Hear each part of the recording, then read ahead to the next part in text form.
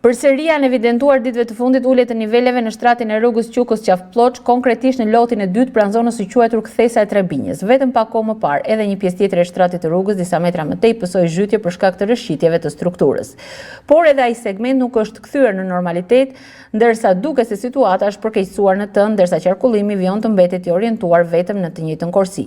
Këtë herë, zhytësit e trupit të rrugës janë evidentuar ditëve të fundit, ndërsa kontraktori ka nisur me punën për rregullimin e segmentit që ka paraqitur problematika.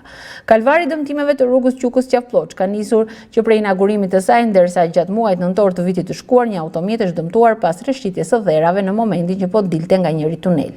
Kjo rrugë ka kushtuar 260 milion euro dhe është hapur për qarkullimin e mjeteve në shtator të vitit të shkuar.